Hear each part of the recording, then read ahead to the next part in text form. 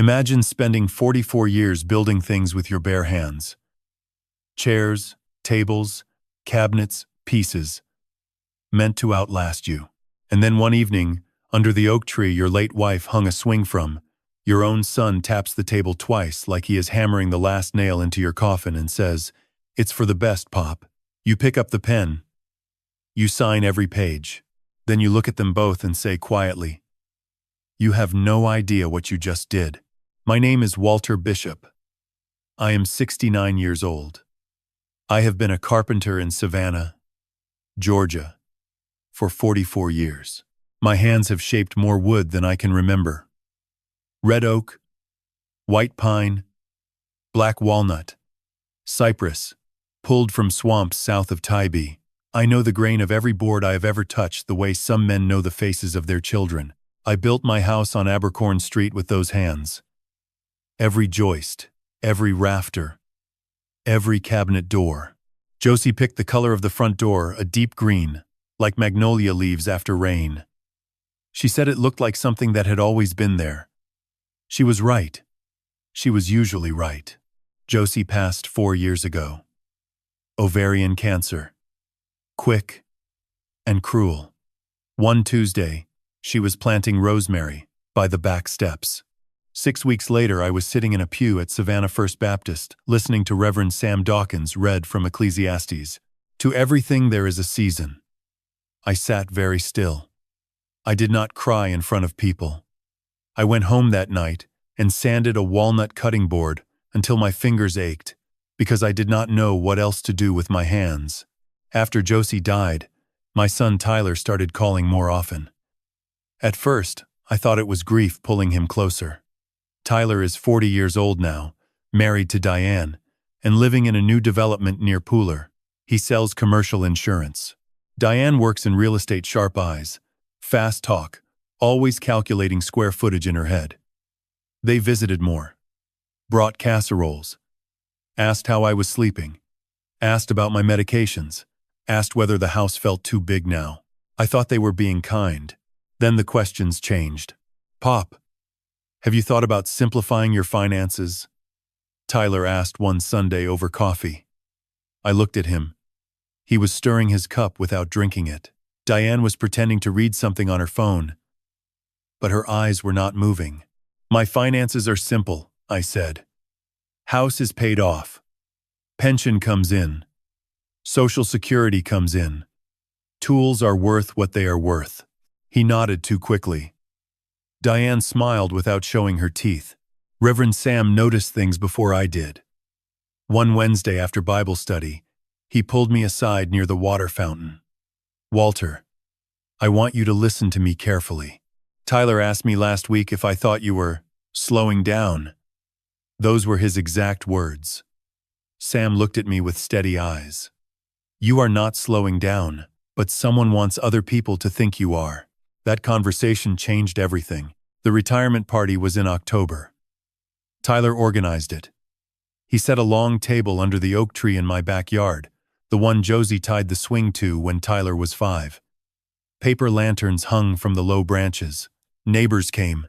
Pearl from next door brought her lemon pound cake. A few men from the woodworking guild raised glasses. It was warm for October, the kind of Savannah evening where the air holds still and the crickets start early. I sat at the head of the table. Tyler was to my left. Diane was to my right. She was wearing a white blouse and smiling the way she does when she has rehearsed something. After the plates were cleared, Diane reached under the table and brought out a folder. It was pale blue with 3 colored tabs, green, yellow, red.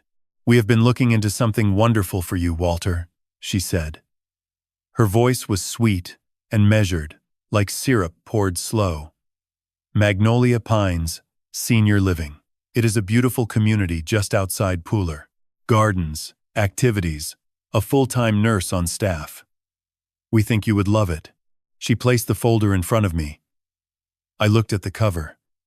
There was a photograph of an old woman sitting in a white rocking chair on a porch that was not hers. She was smiling the way people smile when someone tells them to. Tyler tapped the table twice with his knuckles. 2 short raps, like a judge calling order. "It is a great opportunity, Pop. You deserve to relax." I opened the folder. Page 1 was an intake form. Page 2 was a medical history questionnaire. Page 3, behind the red tab, was a transfer of residence authorization. My house on Abercorn Street was already listed by name and address. I looked at Tyler. He was not looking at me. He was looking at Diane. I picked up the pen from the table. It was one of those cheap ballpoints they give away at insurance offices, Tyler's company logo printed on the side.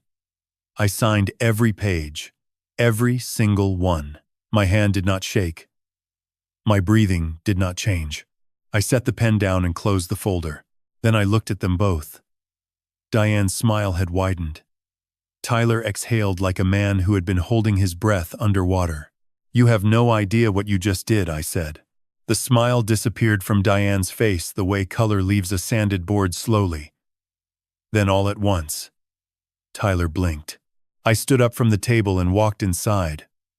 The screen door closed behind me with a soft clap.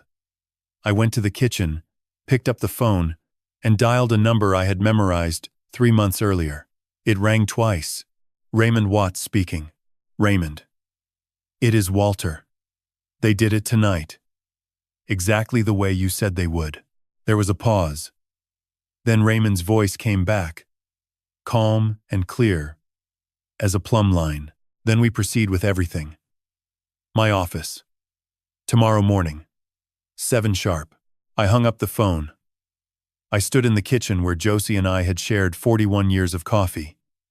The oak tree was still lit outside. I could hear Tyler and Diane talking in low voices. The kind of voices people use when they believe they have won. They had not won. They had just handed me every reason I needed. I did not sleep that night. I lay in bed with the ceiling fan turning slow above me and listened to the house, breathe the way it always does after midnight. The settling of old joists, the tick of the water heater, the soft groan of cypress beams adjusting to the cool. Josie used to say the house talked in its sleep. I never argued with her about it because she was right. Houses do talk. You just have to know how to listen.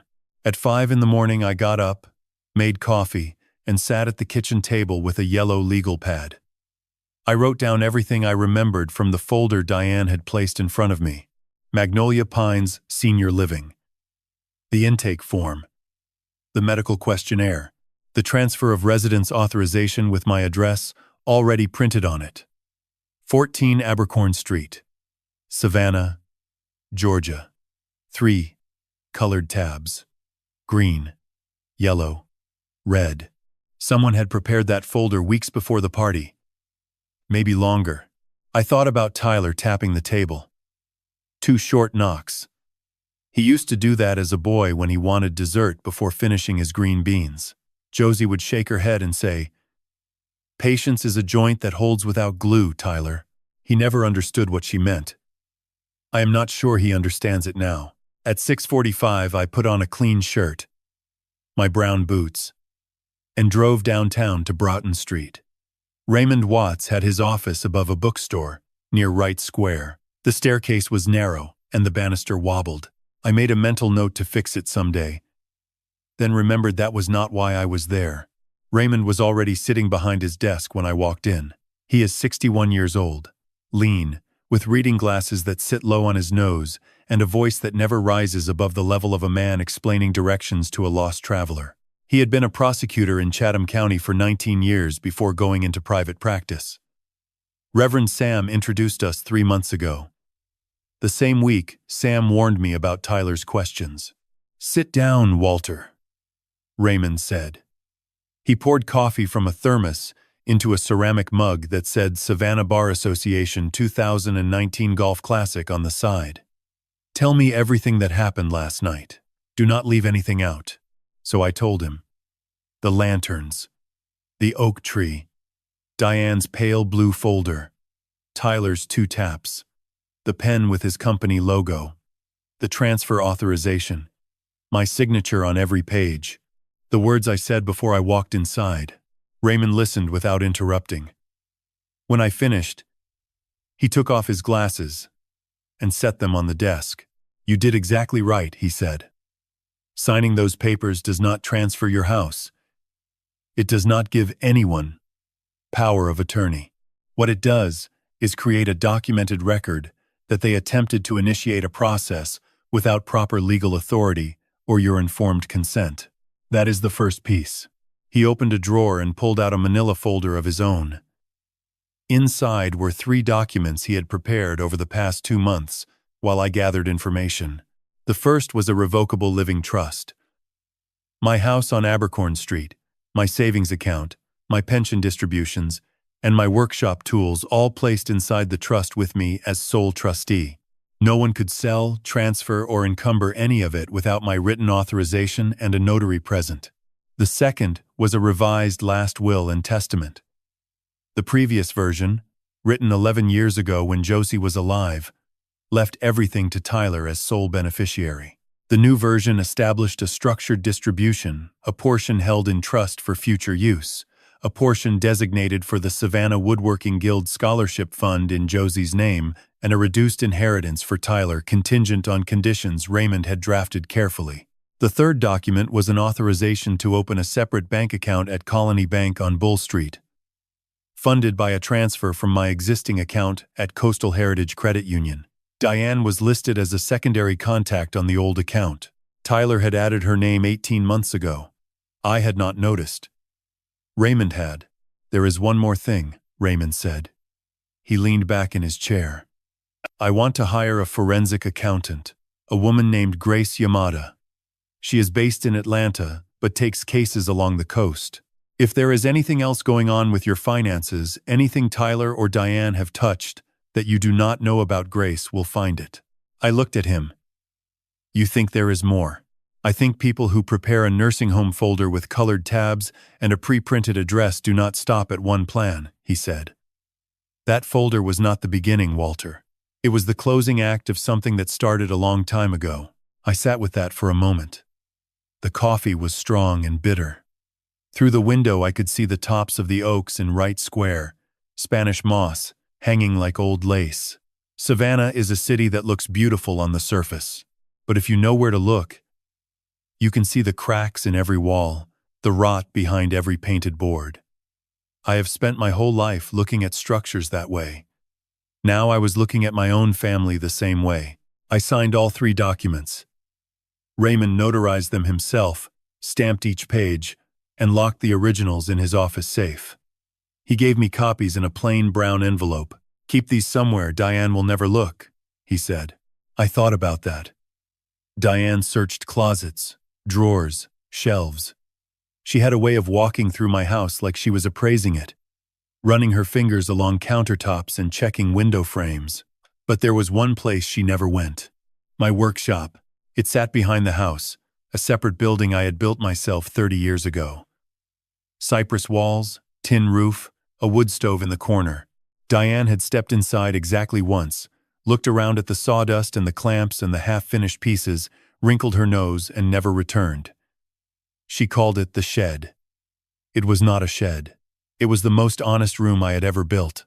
I drove home, walked past the kitchen, past the hallway where Josie's portrait still hung above the console table, and out the back door to the workshop.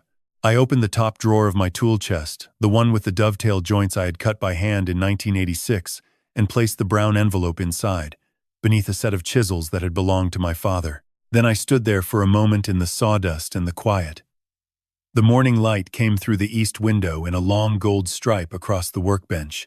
I could smell pine shavings and linseed oil and something older, something that lived in the wood itself. Somewhere in this city, Diane was probably already making phone calls. And somewhere in a quiet office on Broughton Street, Raymond was dialing Atlanta. The frame was going up, and they had no idea I was building it. 3 days after I signed Raymond's documents, Grace Yamada called me from Atlanta. Her voice was calm and direct, the kind of voice that does not waste a single word. She reminded me of a Finnish carpenter I once worked with in Tybee, every cut precise, no sandpaper needed. Mr. Bishop, I have started pulling records on your accounts at Coastal Heritage Credit Union, she said. I need you to answer a few questions honestly. Some of them may be uncomfortable. I have been uncomfortable since October, I said. Go ahead. She asked me about monthly withdrawals. She asked about automatic transfers. She asked whether I had authorized any payments to a company called Palmetto Property Solutions. I told her I had never heard that name in my life. That is what I expected, she said. There was a pause, and I heard her typing. There have been 6 payments to Palmetto Property Solutions over the past 14 months, each one between $8,000 and $12,000. They were initiated from your joint account, the one where Diane Hollis is listed as secondary contact. I sat down on the bench in my workshop. The morning light was coming through the window again, that same gold stripe across the workbench. But it did not feel warm anymore. How much total? I asked. $67,400. Grace said. I am still tracing where the money went after it reached Palmetto. The company is registered in Effingham County. The registered agent is a woman named Brenda Kessler. Does that name mean anything to you? It did not. I told her so. Give me another week. Grace said. I will have a full picture. I hung up and stared at the chisels in the open drawer. $67,000. That was more than I earned in my first 3 years of carpentry combined. Someone had been pulling it out of my account like thread from a loose seam, slow enough that I would not notice, steady enough that it added up to something enormous. That afternoon I drove to Reverend Sam's church. Savannah First Baptist sits on Chippewa Square, red brick and white columns, the kind of building that looks like it has been holding its ground for 200 years because it has. Sam was in his office behind the sanctuary, eating a sandwich at his desk and reading from a book of sermons by Howard Thurman. Walter, he said when I knocked. You look like a man who found termites in a load-bearing wall. Worse, I said. I found them in my family. I told him everything. The trust, the new will, the separate bank account, Grace Yamada, and the $67,000, and the company I had never heard of. Sam listened the way he always does, leaning forward, hands folded, eyes steady. He did not interrupt. When I finished, he closed his book and set it aside. I want you to meet someone, he said. A woman in my congregation. Dorothy Clement. People call her Dot. She is 72 years old, retired from the Chatham County Superior Court. She was a judge for 23 years. A judge, I said. A judge who understands exactly what people like Diane do, Sam said. And a judge who plays Scrabble every Tuesday at the community center on Habersham Street. She has been asking about you. Asking about me? Sam smiled for the first time. I may have mentioned that a friend of mine was building a case the way he builds furniture carefully, with good joints and no shortcuts. I met Dot the following Tuesday. The community center on Habersham was a low brick building, with fluorescent lights and folding tables. Dot was sitting near the window with a Scrabble board already set up. She was a small woman with silver hair, pulled back tight, and glasses that made her eyes look larger than they were. She wore a green cardigan and tennis shoes, and she looked like someone's grandmother. She was not. She was a razor wrapped in flannel. Sit down, Walter, she said, already placing tiles. Sam tells me your daughter-in-law is trying to take your house and your dignity. I have seen it before. More times than I care to count. What did you do about it? I asked. I put people in prison, she said. She placed the word fraud on the board and looked at me over her glasses. Triple word score. I laughed for the first time in weeks. It came out rough and surprised, like a door that had not been opened in a long time. Dot and I played 3 games that afternoon. She won all 3. Between moves, she asked me questions, not the soft, careful questions people had been asking me since Josie died, but hard questions, the kind a judge asks when she already knows the answer and wants to see if you do too. Do you know if Tyler has any outstanding debts? She asked. I do not, I said. He has never talked to me about money. Not directly. That is the first sign, Dot said. The ones who never talk about money are usually drowning in it. The wrong kind. She placed the word leverage on the board. Here is what I want you to understand, Walter. What Diane did with that folder was not impulsive. It was rehearsed. The colored tabs, the pre-printed address, the timing at your retirement party in front of witnesses. She wanted it to look natural, consensual, like you were making a choice. Dot looked at me. But you and I both know that was not a choice. That was a performance. I nodded. I thought about Diane's smile when I signed. The way it widened. The way Tyler exhaled. Raymond is building your legal defense, Dot said. Grace is building your financial case. But you need something else. You need someone who has sat on the other side of the bench and knows how these cases end. I have seen families like yours in my courtroom, good people who trusted the wrong person for too long. She reached across the board and placed her hand on mine. Her fingers were thin and cool. I am going to help you, Walter. Not because Sam asked me to. Because I have watched too many good men lose everything to people who smile while they take it. I drove home that evening through the old squares. The oaks were heavy with moss, and the streetlights were coming on one by one.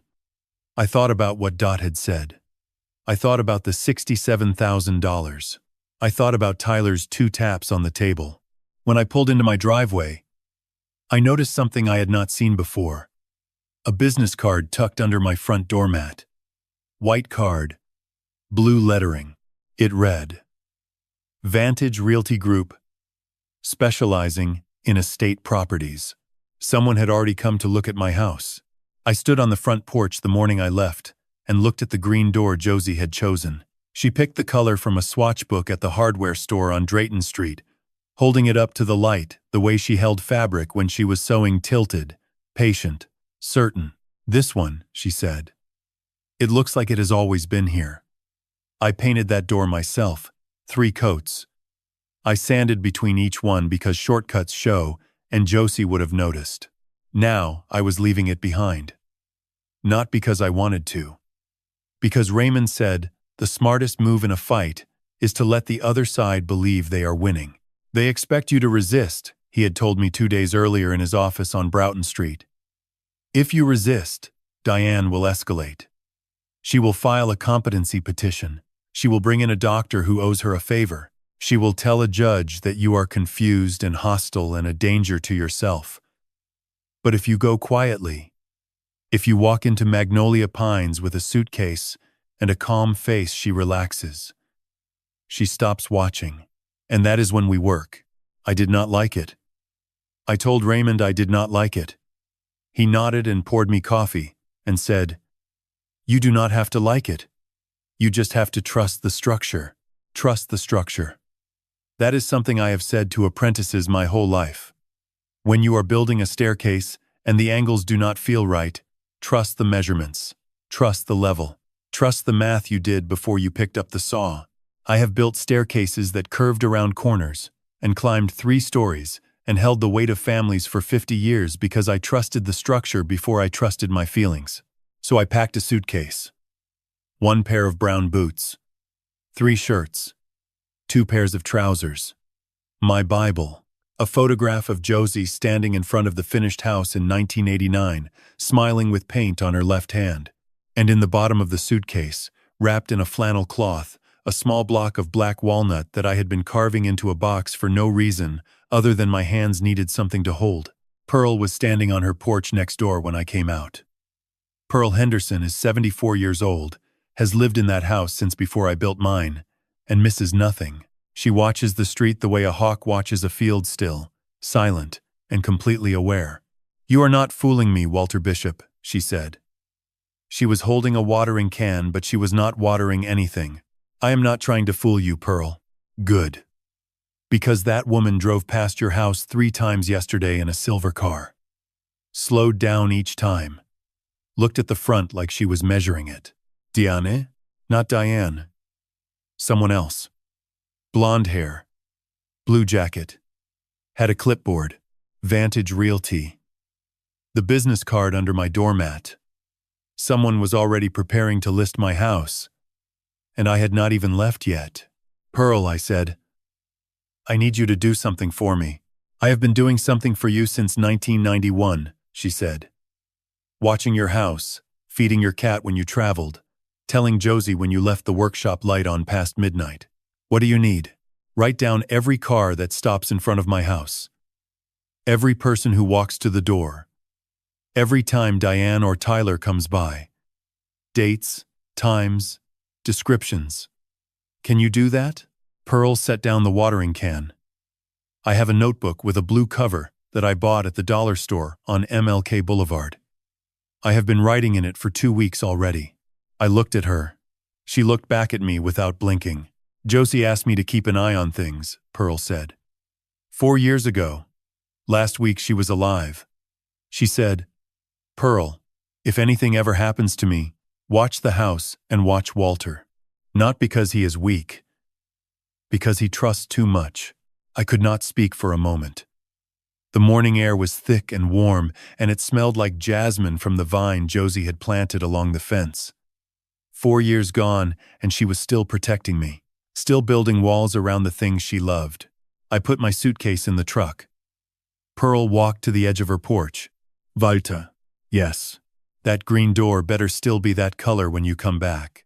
It will be, I said. I built this house to last. And I am coming back to it. I drove east on Victory Drive and then south on Skidaway Road. Magnolia Pines Senior Living was 12 miles outside the city, set back from the highway behind a row of crepe myrtles that had been pruned too hard. The building was 3 stories. Beige stucco, with a covered entrance, and a sign in gold script. It looked clean and pleasant and entirely without character, like a hotel designed by someone who had never slept in one. I parked in the visitor lot and sat in my truck for a full minute. I looked at my hands on the steering wheel. Calloused, scarred, stained with decades of varnish and oil. These hands had built a house from bare ground. These hands had held Josie's hand in the hospital when she could no longer hold back. These hands had signed papers under an oak tree while my son watched and did nothing. Now these hands were going to build something else. Something invisible. Something that would stand longer than any cabinet or staircase or house I had ever made. I picked up my suitcase, walked through the front doors of Magnolia Pines, and checked in under my own name. The woman at the desk smiled and handed me a key card for room 214. Welcome to Magnolia Pines, Mr. Bishop, she said. We hope you will be comfortable here. I thanked her. I took the key card. I walked down a hallway that smelled like industrial cleaner and artificial lavender. Comfortable was not the word. But necessary, that was closer to the truth. Behind me, my phone buzzed once. A text message from Raymond. Grace found Palmetto. It leads somewhere bigger. Call me tonight. I woke every morning at 6 in room 214. The bed was firm, and the sheets were white, and the pillow smelled like detergent that tried too hard to be lavender. The window faced east, and the light came through thin curtains in a pale wash that reminded me of nothing. In my house on Abercorn Street, the morning light came through the kitchen window and hit the walnut table I had built for Josie in 1992. It turned the grain gold. Here the light just filled the room like water in a basin flat, even without memory. I developed a routine because a man without a routine is a man without a frame, and a frame is what keeps the walls from falling. I woke at 6. I washed my face with cold water. I dressed in the same order: trousers, shirt, boots. I walked to the dining hall at 6:30 and ate breakfast at the same table near the window that overlooked the parking lot. Oatmeal, toast, black coffee. The coffee was weak. I drank it anyway. After breakfast, I walked the grounds. Magnolia Pines had a courtyard with a fountain that did not work, a garden with raised beds planted in marigolds, and a covered walkway connecting the main building to a smaller annex they called the Activity Center. The walkway had a concrete floor and a metal roof, and the posts holding the roof were steel tubes set into poured footings. I checked the footings on my 3rd morning. 2 of them had cracks running diagonally from the base. Settling cracks. The kind that happen when someone pours concrete too fast in hot weather and does not let it cure properly. I am a carpenter, not a structural engineer, but I have worked alongside engineers for 4 decades. I know what bad foundation work looks like. I started paying attention. By the end of my first week, I had counted 14 maintenance issues that a competent builder would have caught before the certificate of occupancy was issued. Hairline fractures in the stairwell walls, a fire door on the second floor that did not close flush, water stains on the ceiling tiles in the west corridor that suggested a slow roof leak, handrails in the bathroom of my own room that were mounted into drywall. Instead of blocking one firm pull and they would come out of the wall entirely. I wrote everything down in a small notebook I had bought at the front desk gift shop. I did not tell anyone what I was doing. I just walked and looked and wrote. The way I have always worked: measure twice, cut once, and never assume someone else did it right. On Tuesday of my second week, Dot came to visit. She walked through the front entrance, carrying a Scrabble board under one arm and a paper bag from a bakery on Broughton Street in the other. I brought biscuits, she said. The food here looks like it was designed by a committee that has never tasted joy. We set up the board in the activity center. 2 other residents were watching a television program about antique furniture. I tried not to look at the screen because the joints on the pieces they were showing were machine cut and it bothered me. Dot placed her first word, inspect, and looked at me over her glasses. Tell me what you have found, she said. I showed her the notebook. She read through it slowly, turning pages with one finger, nodding at certain entries. When she reached the page about the handrails, she stopped. Mounted into drywall, she repeated. In a facility that houses elderly residents, some of whom use walkers.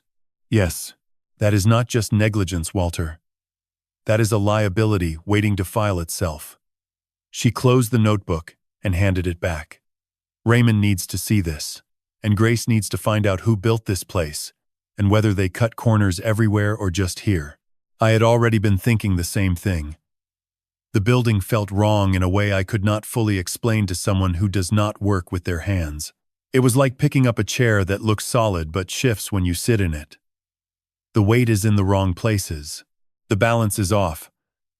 Someone built magnolia pines to look good in a brochure, not to stand for 50 years. That evening I called Raymond from the payphone in the lobby. I did not use my cell phone because Diane had helped Tyler set up my phone plan 2 years ago. And I did not know what she could see. Raymond, I need Grace to look into the construction of Magnolia Pines itself, I said. Who built it? Who inspected it? Who signed off on the permits? Why? Because this building has problems. Structural problems. The kind that cost money to fix real money, and the kind that someone ignored on purpose. Raymond was quiet for a moment. Grace already found something connected to Palmetto Property Solutions. The company is a shell. It routes payments through 3 accounts before the money lands. One of those accounts is linked to a construction firm called Hargrove and Dean, based in Effingham County. Hargrove and Dean, I repeated. They built Magnolia Pines, Raymond said. Completed construction 18 months ago. The project was financed through a group of private investors. One of those investors, Walter, is listed under the name of a limited liability company called Briarfield Holdings. Who owns Briarfield Holdings? Diane Hollis and Tyler Bishop. Your son and your daughter-in-law. I leaned against the wall of the lobby. The fluorescent light above me buzzed and flickered. Down the hall, someone was laughing at a television. Outside the window, the crepe myrtles stood in a row like witnesses who had seen everything and said nothing. My son and his wife had not just tried to put me in a nursing home. They had put me in a nursing home they owned. I closed my eyes.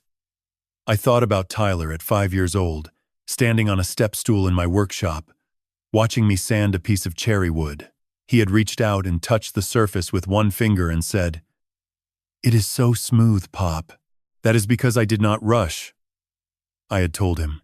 I opened my eyes. I picked up the phone and called Raymond back. I want Grace to find every dollar that has moved through Briarfield Holdings, I said. Every contract. Every payment. Every signature. Already on it, Raymond said. Walter, this is bigger than we thought. But bigger also means more evidence. And more evidence means they cannot hide. I hung up and walked back to room 214. I sat on the edge of the bed and took the walnut block from my suitcase. I held it in my hands and turned it slowly, feeling the grain, finding the shape inside the wood the way I always do, not by forcing it, but by listening. Somewhere inside this building, inside this company, inside the money and the paperwork and the lies, there was a shape. And I was going to find it. Pearl called me on a Thursday morning. I was sitting in the activity center at Magnolia Pines, carving the walnut block with a small folding knife I had kept in my boot since 1978. The wood was starting to take shape, a box, rectangular, with a lid that would slide along a groove. I had not decided what the box was for yet. Sometimes the wood tells you that later. Walter, Pearl said. Her voice was tight, the way a wire gets tight before it snaps. There is a sign in your yard. What kind of sign? A real estate sign, white and blue. It says, Vantage Realty Group across the top, and for sale, in letters big enough to read from my kitchen window. They hammered it into the ground right next to Josie's rosemary. I set the knife down. My hand did not shake, but something inside my chest did a small, quick tremor, like a beam taking a load it was not designed for. When did it go up? I asked. This morning. A man in a gray truck came at 8:15. He was there for 11 minutes. I wrote down the license plate, the time, and the color of his shoes. Brown. Loafers. The kind a man wears when he has never done real work. I almost smiled. Pearl Henderson would have made an excellent site foreman. Pearl, I need you to take a photograph of that sign, front and back, and a photograph of the yard, showing where they placed it relative to the house. Already done, she said. I used the camera on the phone your wife taught me to use. Josie showed me in this very kitchen, Walter. She said someday I would need it. She did not say for what. Josie again. Still building walls around me from the other side of wherever she was. I called Raymond immediately. He answered on the first ring, which meant he had been waiting. They listed the house, I said. I know, Raymond said. Grace flagged it 40 minutes ago. Vantage Realty Group filed a listing with the Savannah MLS at 7 this morning. The property is listed at $895,000. The listing agent is a woman named Claudia Voss. The seller of record is listed as Tyler Bishop, acting under a general power of attorney. I never gave Tyler power of attorney, I said. No, you did not. Which means either he forged the document or Diane manufactured one. Either way, it is a fraudulent filing, and it gives us exactly what we need. Raymond's voice shifted. It became the voice I imagined he used in courtrooms when he was about to close a case, steady, deliberate, with the weight of something final behind every word. I am sending a cease and desist letter to Vantage Realty Group today. Certified mail, return receipt.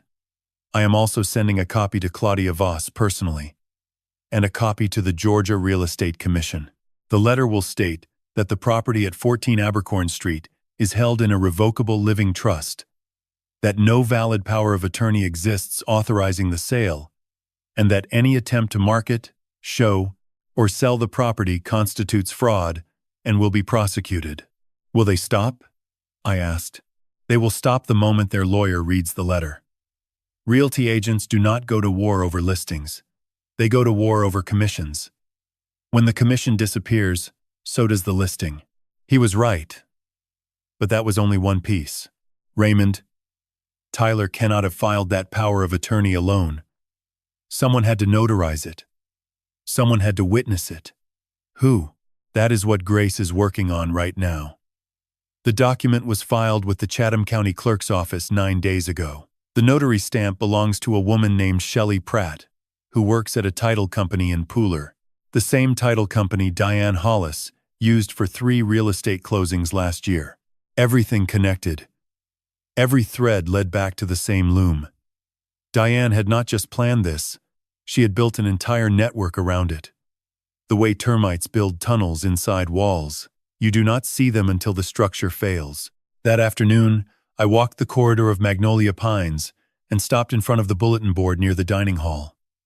There was a framed photograph of the building's grand opening, 18 months ago. A ribbon-cutting ceremony. Men in suits, women in dresses. A pair of oversized scissors held by a smiling man with gray hair and a red tie. Beneath the photograph, a small brass plaque read, Magnolia Pines Senior Living. Developed by Hargrove and Dean Construction. A Briarfield Holdings property. I stared at that plaque for a long time. Briarfield Holdings. Tyler and Diane's company. Their names were not on the plaque, but they were behind it. Hidden in the paperwork. The way rot hides behind paint. They had built this place or paid someone to build it badly, and then they had put me inside it. Their own investment. Their own property. I was not just a resident. I was a revenue line on a spreadsheet. I went back to my room and sat by the window. The crepe myrtles outside were blooming early, pink blossoms shaking in a light breeze. I picked up the walnut block and ran my thumb along the grain. The groove for the lid was almost finished. Clean. Straight. Precise. The kind of joint that holds because you took the time to make it right. I thought about the sign in my yard. Hammered into the ground next to Josie's Rosemary. A white and blue sign with someone else's name on it, standing in front of a house I had built with my own hands. Advertising a sale I had never authorized, for a price someone else had chosen. In carpentry, there is a term we use when a piece of wood has been cut against the grain. We call it a tear-out. The blade catches the fibers wrong and rips them instead of slicing clean. It ruins the surface. It cannot be sanded smooth. The only fix is to cut deeper and start fresh. That evening I called Raymond one last time. The cease and desist is sent, he said. But Walter, I want you to know something. Grace found a second property under Briarfield Holdings, a commercial lot in Effingham County.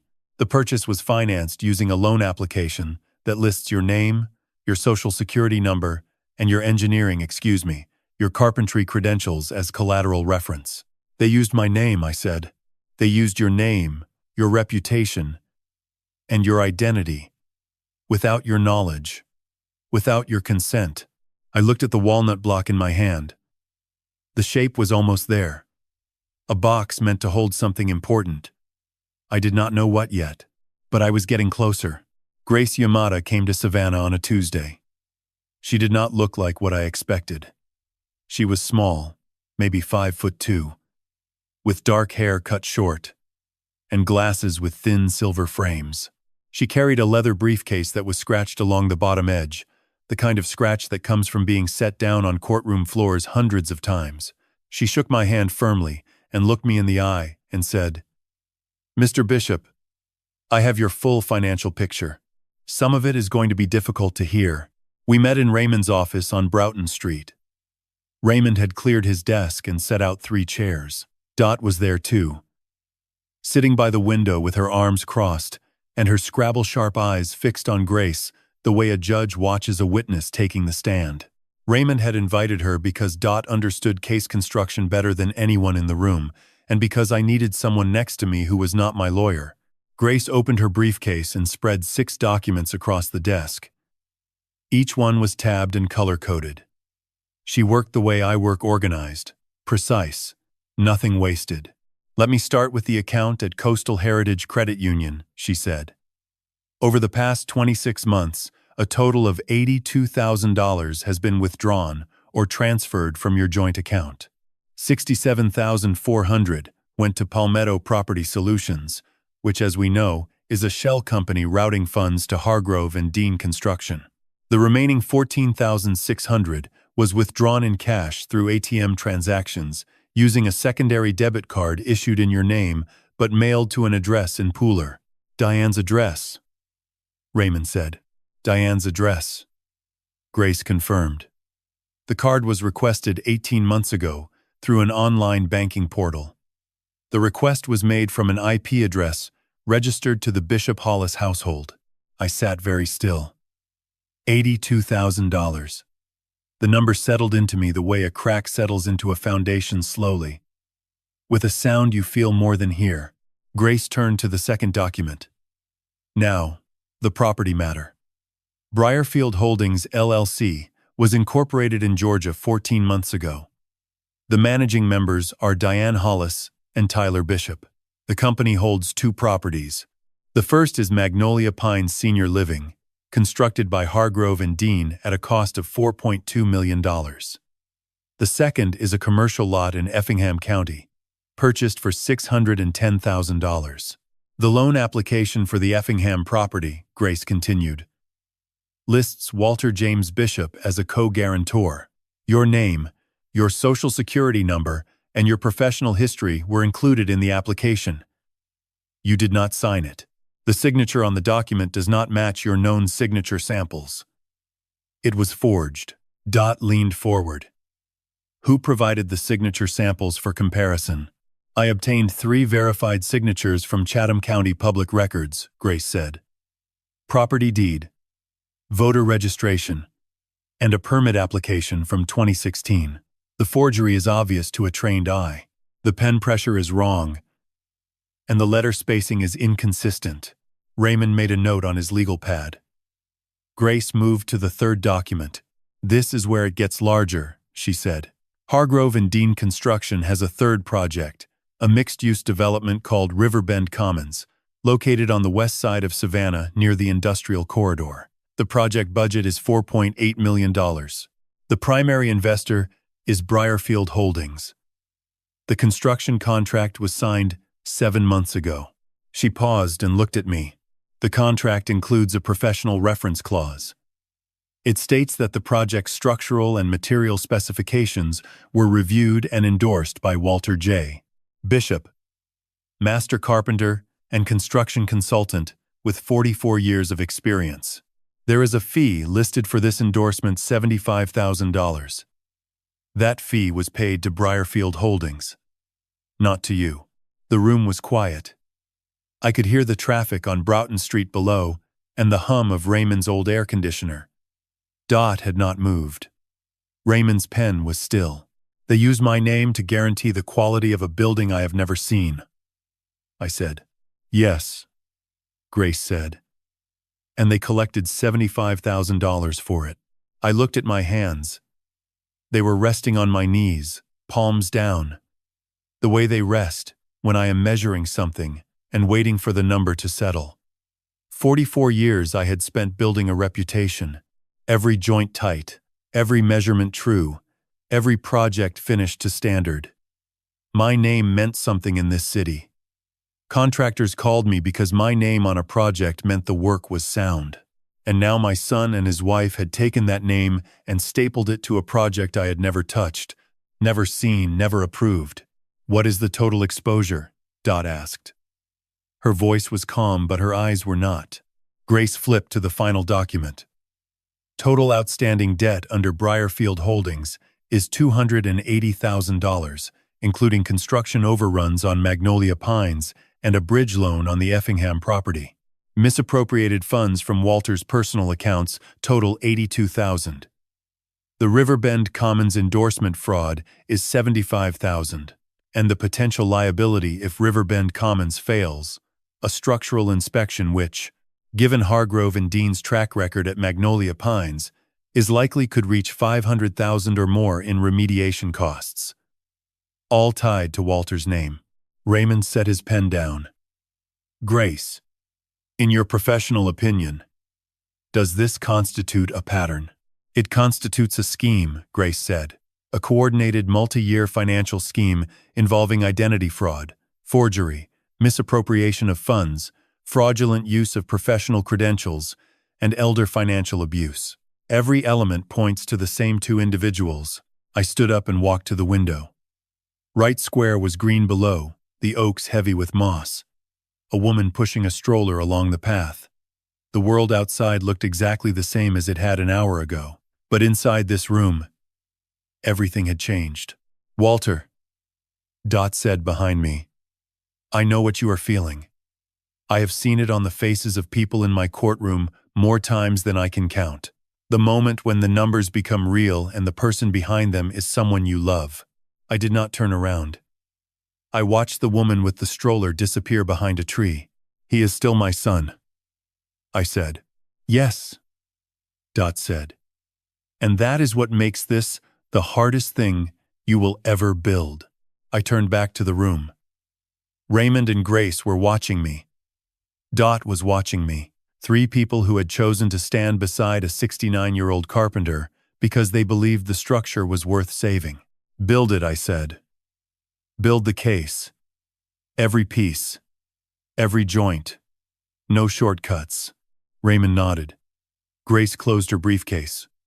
Dot placed her hand flat on the desk, palm down, steady, the way a judge places a hand before delivering a verdict. The frame was almost complete. Now it was time for the walls. The cease and desist letter arrived at Vantage Realty Group on a Friday. Raymond had written it himself, 7 pages, single-spaced, with citations from Georgia property law, federal elder abuse statutes, and 3 case precedents from the Chatham County Superior Court. He told me later that the managing broker at Vantage called him within 2 hours of opening the envelope. The listing for 14 Abercorn Street was removed from the MLS by 4 that afternoon. The sign in my yard was pulled out of the ground the next morning. Pearl called me to confirm. The man in the gray truck came back, she said. He took the sign and put it in the bed of his truck and drove away fast. Did not even fix the holes in the grass. I have photographs of the holes. Keep them, I said. I have kept everything, Walter. I have 47 entries in my notebook now. Dates, times, cars, people. Diane came by twice this week. She sat in her car across the street for 15 minutes on Wednesday. She did not get out. She just looked at the house. What was she looking at? The green door, Pearl said. She stared at it like she was counting the money behind it. That image stayed with me, Diane, sitting in her car, staring at the door Josie chose, calculating what it was worth. There are people in this world who look at a house and see a home, and there are people who look at a house and see a number. Diane had always been the second kind. Raymond filed 2 formal complaints that week. The first was with the Georgia Real Estate Commission against Claudia Voss and Vantage Realty Group for listing a property without valid authorization from the legal owner. The second was with the Chatham County District Attorney's Office, a preliminary report of suspected elder financial abuse, identity fraud, and forgery. Grace Yamada's forensic audit was attached as an exhibit, along with Pearl's photographs, my Magnolia Pines maintenance notebook, and copies of the forged power of attorney and the forged co-guarantor's signature on the Effingham County loan. The district attorney will take time, Raymond told me. These cases move through channels. But the Real Estate Commission complaint will hit Diane where she works. She holds a Georgia real estate license. If the commission opens an investigation, her license is suspended pending review. That means no closings, no commissions, no income. I nodded. I understood the strategy. You do not take down a wall by hitting it in the center. You remove the supports at the base and let gravity do the work. It was during this same week that Amara found me. I was sitting in the courtyard at Magnolia Pines on a Wednesday afternoon, carving the walnut box. The lid groove was finished, and I was working on the corners, rounding them with small, careful strokes. A young woman sat down on the bench across from me. She was in her early 30s, wearing the pale green scrubs that the nursing staff wore, with a name badge that read, Amara Osei, Patient Care Coordinator. She watched me carve for a few minutes without speaking. Then she said, You are the carpenter. I am, I said. I have seen you walking the building every morning, writing in your notebook, checking the walls and the stairs and the doors. She paused. You are not just a resident here, are you? I looked at her. Her eyes were steady and serious, and there was something behind them that I recognized, the look of someone who has seen something wrong and has been carrying it alone. What do you want to tell me, Amara? I said. She glanced over her shoulder. No one was close enough to hear. I have worked at Magnolia Pines since it opened, she said. 18 months. When I started, I believed this was a good place. Clean rooms, nice gardens, activities for the residents. But after 6 months, I started seeing things. Maintenance requests that were filed and ignored. Repairs that were done with the cheapest materials available. A roof leak in the west wing that was patched 3 times instead of properly fixed. And the handrails. The handrails in drywall, I said. She looked at me sharply. You noticed. I noticed on my 3rd day. Amara leaned forward. I filed a complaint with the facility director, Howard Marsh, 8 months ago. He told me the building had passed all required inspections and that my concerns were unfounded. 3 weeks later, my hours were reduced from 40 to 28. No explanation. When I asked, Howard said it was a scheduling adjustment. It was not a scheduling adjustment, I said. No. It was a warning. But I did not stop. I started keeping my own records, photographs of the damage, copies of maintenance requests, emails I sent to Howard that were never answered. I have everything on a flash drive at my apartment. She looked at me again. And this time her voice dropped lower.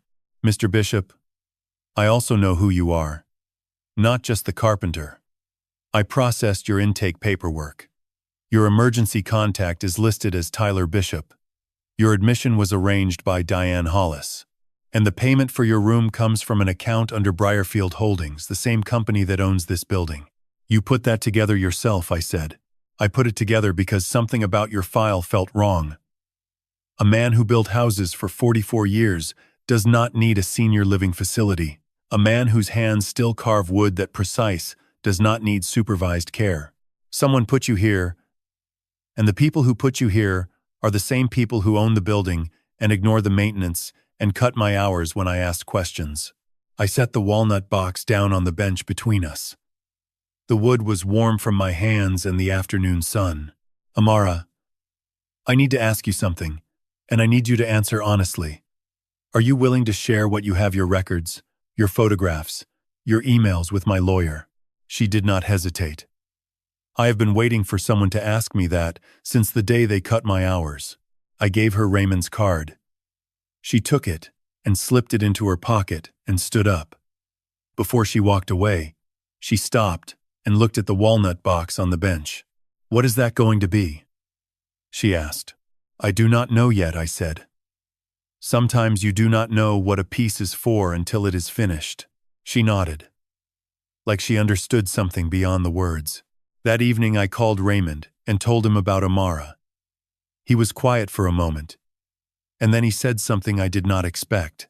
Walter, a whistleblower from inside the facility, changes everything. Her records corroborate your notebook. Her testimony establishes a pattern of negligence, and if Howard Marsh retaliated against her for reporting safety concerns, that is a separate violation under Georgia law. How many pieces do we have now? I asked. Enough to build a case that does not just protect you, Raymond said. Enough to protect everyone in that building. I hung up the phone and looked at the walnut box on my nightstand. The corners were smooth. The grain was clean. The lid slid along the groove without resistance.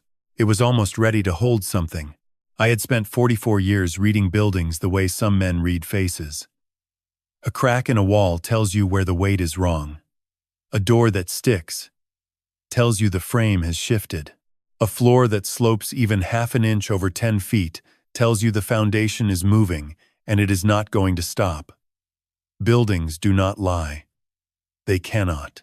Every failure shows itself eventually in a buckle, a sag, a separation between things that were supposed to hold together. Magnolia Pines was failing. Not all at once. Not in the dramatic way a building fails in a storm or a fire. It was failing the slow way.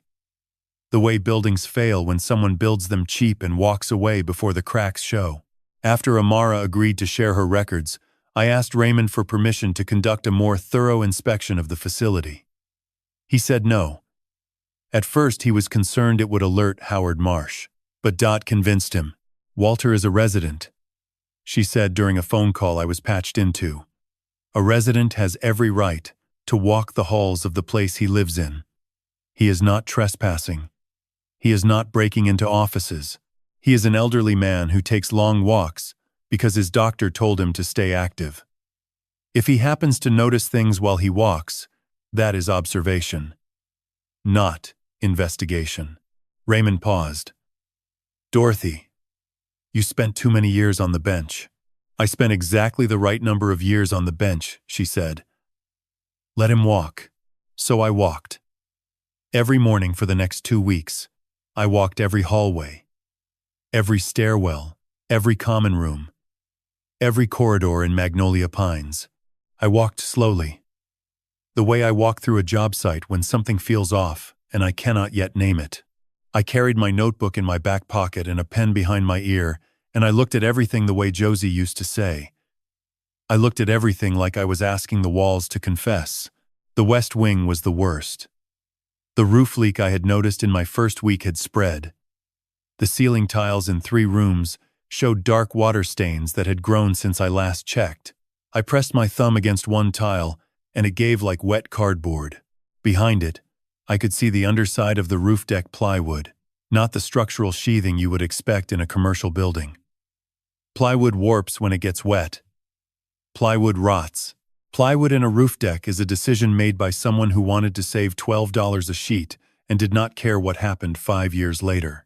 In the east stairwell, I found something worse. The metal railing on the second-floor landing was loose, not slightly loose, but loose enough that a person leaning on it with full weight could push it out of the wall. I gripped it with both hands and pulled. The anchor bolts shifted a 1/4 inch. Behind the drywall, there was no blocking, no backing plate, no structural support. Just screws into gypsum. In a stairwell. In a building full of people who use handrails to keep from falling. I wrote it all down. 17 pages in my notebook now. Dates, locations, descriptions, measurements where I could estimate them. I sketched diagrams of the railing connections and the roof assembly. I noted which rooms had water damage, which doors did not latch, which windows had seals that had already failed. Amara brought me her flash drive on a Tuesday evening. She came to my room after her shift and handed it to me wrapped in a paper napkin, like she was passing me a piece of bread. Everything is on there, she said. 214 photographs. 47 maintenance requests I submitted to Howard Marsh over the past year. 31 emails. And his responses, the ones he bothered to send. Most of them say the same thing. Noted. Will address. He never addressed anything. I plugged the flash drive into the small laptop Raymond had lent me and opened the files. Amara's photographs matched mine almost exactly. Water stains I had seen from the hallway. She had photographed from inside the rooms closer, more detailed, showing the extent of the damage behind the tiles. She had photographed the handrails in 6 different rooms, each one showing the same installation screws into drywall. No backing. She had photographed a crack in the foundation wall of the basement mechanical room that ran from floor to ceiling in a jagged diagonal line. I took that one 3 months ago, she said, pointing at the foundation photograph. I showed it to Howard. He said it was a settling crack, and that all buildings settle. I told him I grew up in a house my father built in Statesboro with his own hands, and I know the difference between a settling crack and a structural crack. He told me I was not an engineer. He was right that you are not an engineer, I said. But you were right about the crack. That is not settling. That is differential movement. The footing on that side of the building is sinking faster than the other side. It means the soil was not compacted properly before they poured. Or the drainage is failing. Or both. Amara sat down on the chair by the window. She looked tired in a way that was not about sleep. How bad is it, Mr. Bishop? Honestly, I thought about the question carefully, because she deserved a careful answer. If this building were a piece of furniture, I said, I would not let anyone sit in it. The bones are wrong. The joints are weak. The finish looks fine from across the room, but up close, everything is coming apart. Someone built this building to pass inspection, not to last. And the people living here, 86 residents, Amara, 86 people, are trusting a structure that was never built to hold them. She was quiet for a long moment. My grandmother is on the 3rd floor, she said. Room 312. She moved in 4 months ago. She uses a walker and she holds the handrail every time she goes down the stairs. The room was very still. Outside, the crepe myrtles were dark against a gray sky. "We are going to fix this," I said. "Not patch it. Not cover it. Fix it. The way it should have been done from the beginning." Amara nodded. She stood up and walked to the door, then turned back.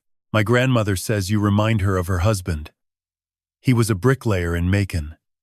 She says you walk like a man who knows what is holding things up and what is not." After she left, I sat on the bed and opened my notebook to a clean page. At the top, I wrote 2 words in block letters: Structural Report. Below them, I began to organize everything. My observations, Amara's photographs, the maintenance requests, the emails, the diagrams, piece by piece, joint by joint, the way you build anything that matters. Raymond needed this by Friday. Grace needed the construction costs to compare against what Hargrove and Dean had actually spent. And Dot needed it because she was already drafting the language for what she called the complaint that Howard Marsh is going to remember for the rest of his career. The walnut box sat on my nightstand, finished now except for sanding. I ran my hand across it one last time. Smooth. Solid. Ready. Tomorrow I would sand it. And then I would put something inside it worth keeping. Raymond's office smelled like coffee and old paper and the faint trace of ink from a printer that had been running all morning. When I arrived at 8, he was standing behind his desk with his sleeves rolled to the elbows and 6 stacks of documents arranged in a line across the surface. Each stack was held together with a binder clip, black, heavy. The kind that means business. Grace sat in the corner chair with her laptop open. Dot was by the window, reading a document with her glasses pushed up on her forehead the way she does when she is reading something that makes her angry. "Sit down, Walter," Raymond said. "We are going to walk through everything, and then we are going to send it." He picked up the first stack. "This is the complaint to the Georgia Attorney General's office. Elder, financial abuse. It names Diane Hollis and Tyler Bishop as respondents. It details the misappropriation of $82,000 from your personal accounts, the fraudulent power of attorney used to list your home for sale, and the forged co-guarantor's signature on the Effingham County loan application. Grace's forensic audit is attached as Exhibit A. Pearl Henderson's surveillance log is Exhibit B. Copies of the forged documents and the notary records from Shelley Pratt are Exhibit C." He set it down and picked up the second stack. "This is the complaint to the Chatham County District Attorney. Criminal charges.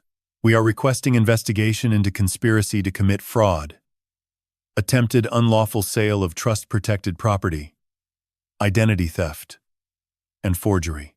The evidence package is the same, with an additional memorandum from Grace explaining the flow of funds through Palmetto Property Solutions to Hargrove and Dean to Briarfield Holdings. The third stack. "This is the complaint to the Georgia Real Estate Commission against Diane Hollis, license number 47291, and Claudia Voss of Vantage Realty Group, listing a property without valid owner authorization, participating in a transaction involving fraudulent documentation. If the commission sustains the complaint, Diane's license is suspended immediately, and Claudia Voss faces a formal hearing." The fourth stack. "This is the structural report." Raymond paused and looked at me. "Your structural report, Walter.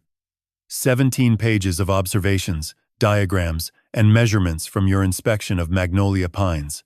Amara Osei's 214 photographs and 47 maintenance requests are attached. Her 31 unanswered emails to Howard Marsh are included as a separate exhibit. Grace has cross-referenced the construction budget filed by Hargrove and Dean with the actual materials used based on your observations and Amara's records. The estimated cost savings from substandard materials is approximately $150,000. $150,000. That was the number. That was what Hargrove and Dean had saved by using plywood instead of structural sheathing, by mounting handrails into drywall instead of blocking, by patching a roof leak 3 times instead of replacing the membrane, by pouring footings too fast in summer heat, and walking away before the concrete cured. $150,000 spread across a building that housed 86 people who trusted the walls to hold them. This report is being submitted to the Georgia Department of Community Health, which oversees senior living facility licensing, Raymond continued. It is also being submitted to the Chatham County Building Inspector's Office with a request for an emergency structural review. If the inspector confirms your findings and Walter, based on what you have documented, there is no reasonable scenario in which he does not, Magnolia Pines, will be required to undertake full remediation or face closure. Grace spoke for the first time. The remediation cost, based on comparable projects in the Savannah area, would be between $180,000 and $220,000. Briarfield Holdings does not have the liquidity to cover that. Their outstanding debt is already $280,000. This will break them. Dot took off her glasses and set them on the windowsill. Good, she said. The word was flat and final, like a gavel.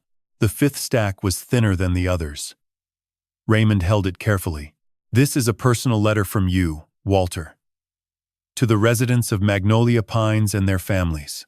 It explains in plain language what you found, what it means, and what steps are being taken to ensure their safety. You do not have to send it. But I drafted it because Dot suggested it. And because I believe the families deserve to know what their loved ones are living in. I reached for the letter and read it. It was written in simple, clear sentences. It described the handrails, the roof, the foundation crack, the materials. It did not use legal language. It did not accuse anyone by name.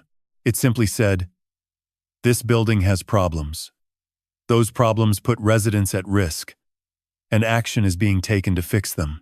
At the bottom, Raymond had typed my name, Walter J. Bishop, resident, room 214. I set the letter down. Send it, I said. The sixth and final stack was an envelope.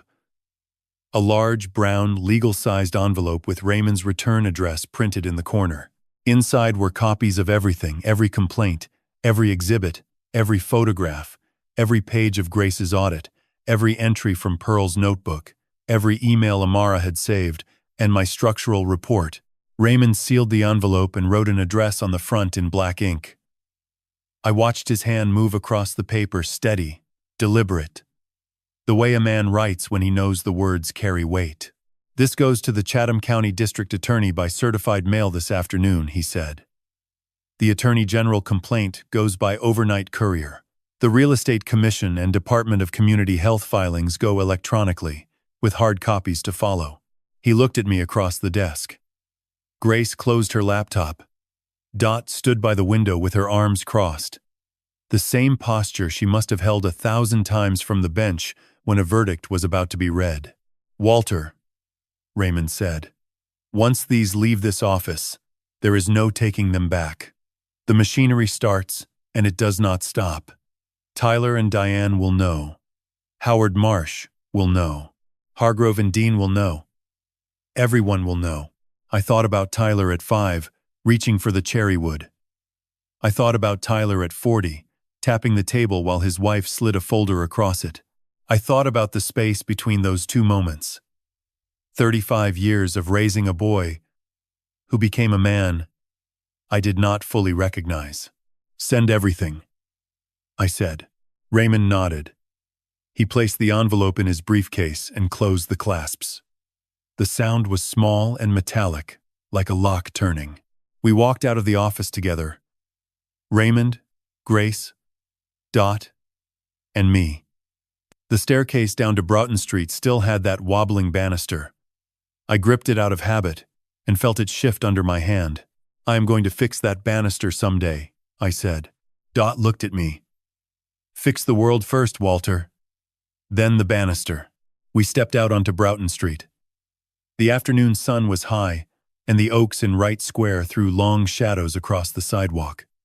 Raymond turned left toward the post office. Grace walked toward her rental car.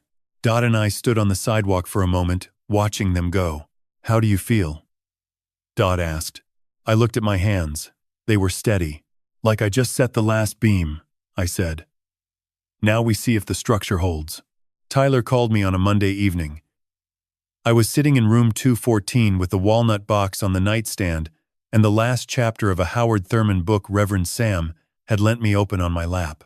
The phone buzzed twice before I picked it up. I knew it was him before I looked at the screen because no one else calls me at 8 in the evening. Raymond calls in the morning. Dot calls after lunch. Pearl calls when she sees something. Tyler calls when he is afraid. Pop. His voice was thin. Not the voice of a man who sells commercial insurance and speaks to conference rooms. The voice of a boy who broke a window with a baseball and stood in the hallway waiting for his father to come home. Tyler, I said, we need to talk. In person. Can I come see you? You know where I am, I said. You put me here. He was quiet for 3 seconds. I counted them the way I count seconds. When waiting for glue to set each one deliberate. Each one necessary. Tomorrow, he said. 11 o'clock. There is a bench by the fountain in the courtyard. The fountain does not work, I said. I know, he said. And then he hung up. I set the phone on the nightstand next to the walnut box. I did not sleep well. Not because I was nervous. I have never been nervous about facing a man. Even my own son. I did not sleep because I was trying to remember the last time Tyler and I had spoken honestly about anything that mattered. I went back through the years the way you go back through a drawer full of old tools, picking up each one, turning it over, checking for rust. The fishing trip to Tybee when he was 12. The afternoon I taught him to use a hand plane in the workshop. The morning Josie told us both she was sick, and Tyler stood in the kitchen doorway with his car keys in his hand and his mouth open and no sound coming out. That was the last honest moment. Everything after had been filtered through Diane, her plans, her language, her angles. Tyler had not spoken to me in his own voice for years. I wondered if he still had one. He arrived at 11. I was already on the bench by the broken fountain. The courtyard was empty, except for a woman in a wheelchair reading near the garden beds. The sky was white and flat. The kind of savanna sky that presses down like a damp cloth. Tyler walked toward me across the courtyard. He was wearing khaki pants and a blue polo shirt with his company logo on the chest. He looked thinner than at the retirement party. His face had the hollowed look of a man who has not been eating or sleeping enough. He sat beside me, leaving a space between us exactly the width of a person who was not there. Pop, he said again. Say what you came to say, Tyler. He leaned forward, elbows on knees, face in his hands. He stayed like that for a long time. When he lifted his head, his eyes were red. I know about the complaints, he said. Raymond's letter, the Attorney General, the District Attorney, the Real Estate Commission. Diane got a call from her broker Friday. Her license is suspended pending review. She has not stopped screaming since. That is not my concern, I said. Pop, I need you to understand. I did not. I was not the one who. He stopped. He pressed his palms together, the way people do when praying or trying to hold something inside that wants to come out. Tyler, look at me. He looked at me. His eyes were the same brown as Josie's. That was the hardest part. Every time I looked at my son, I saw the woman I loved.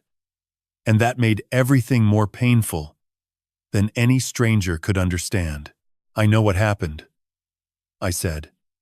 I know about the $82,000. I know about Palmetto Property Solutions and Briarfield Holdings and the Effingham County property and the Riverbend Commons contract. I know about the $75,000 endorsement fee for the use of my name on a project I have never seen. I know about the forged power of attorney and the forged signature. I know about Shelley Pratt and Claudia Voss and Howard Marsh. I know everything, Tyler. So do not sit here and tell me you did not know. He flinched. Not a large flinch, a small one. The way a nail flinches when the hammer catches it wrong and bends it sideways instead of driving it straight. A bent nail. That was what my son had become. Something that started in the right direction and got hit wrong and could not find its way back. I knew some of it, he said. His voice cracked on the word some. Diane handled the finances. She set up the companies. She found Hargrove and Dean. She arranged the loans. I signed what she told me to sign. I did not read everything. I should have. Yes, I said. You should have. She said it was for our future. She said your house was worth almost $1 million, and you were not using it properly. She said Magnolia Pines was a good investment, and we could take care of you and build equity at the same time. She made it sound like we were helping you, helping me. I repeated. The words tasted like sawdust, not the clean, sweet dust from cutting fresh wood, but the dry, bitter dust from cutting something already rotted inside. Pop. I am sorry. I looked at his hands on his knees. Soft hands. Office hands. Hands that had not held a chisel or a plane or raw wood in 20 years. I had tried to teach him the trade when he was young. He had talent for it. But Diane told him there was no money in carpentry, and he believed her because believing her was easier than believing me. Sorry is a word, Tyler. It is not a joint. It does not hold anything together. He closed his eyes. A tear ran down his left cheek, and he wiped it with the back of his hand. What do you want me to do? He said. I want you to tell the truth. All of it. Not to me.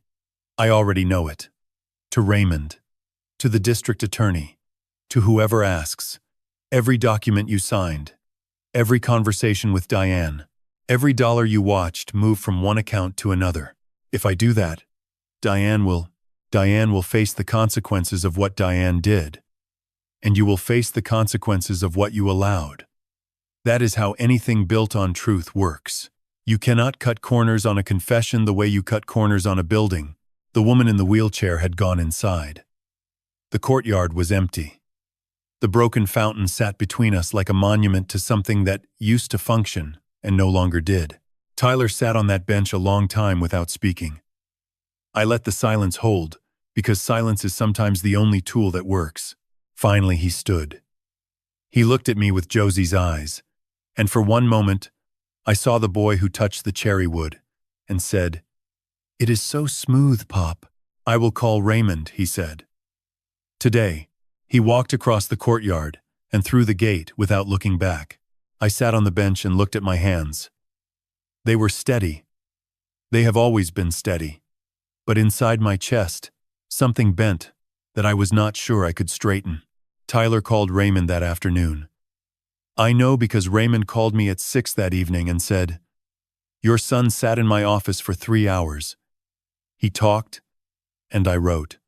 He cried twice. He asked for water 4 times. And he told me things that Diane does not know he knows." "What things?" I said.